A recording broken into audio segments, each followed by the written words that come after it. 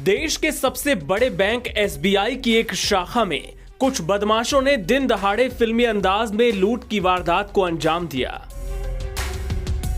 सिर पर टोपी और मुंह पर सफेद कपड़ा बांधे तीन बदमाश एक के बाद एक अंदर दाखिल हुए और आते ही बंदूक तानकर सबको आगाह कर दिया कि एक तरफ खड़े हो जाओ।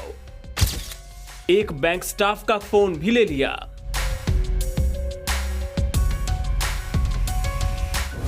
बदमाशों ने जानबूझकर दोपहर का वक्त चुना था जब बैंक में ज्यादा ग्राहक नहीं होते।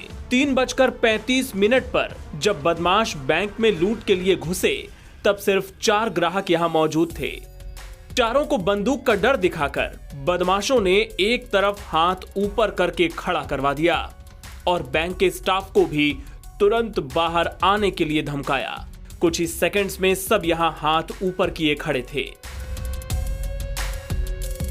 2 बदमाश इन पर बंदूक ताने नजर रखे हुए थे, जबकि तीसरा बदमाश यहां क्लर्क के काउंटर के अंदर कैश समेटने में लगा था।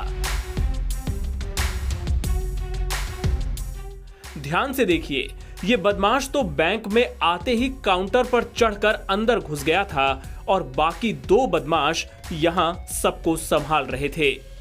इसी से पता चलता है कि लुटेरे पूरी प्लानिंग से आए थे।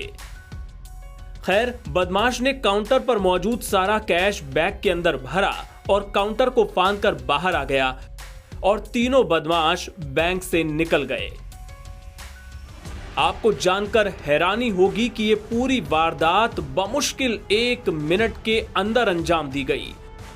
लुटेरे 3:35 पर अंदर दाखिल हुए और 3:36 पर वारदात को अंजाम देकर फरार हो गए।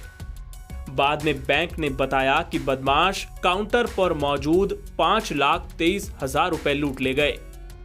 बदमाश बाइक से आए थे। राजस्थान के बाड़मेर जिले के समदड़ी थाना क्षेत्र के खंडप एसबीआई बैंक शाखा में हुई इस वारदात के बाद बैंक की सुरक्षा और कानून व्यवस्था पर सवाल खड़े हो रहे हैं। पुलिस अब सीसीटीवी फुटेज खंगालने में लगी है। टोपी पहने 2 बदमाश का चेहरा तो पहचान में नहीं आ रहा, पर एक बदमाश जिसने टोपी नहीं लगाई थी उसका चेहरा कुछ समझ आ रहा है। पुलिस अब इसी आधार पर तीनों बदमाशों की सरगर्मी से तलाश में जुट गई है।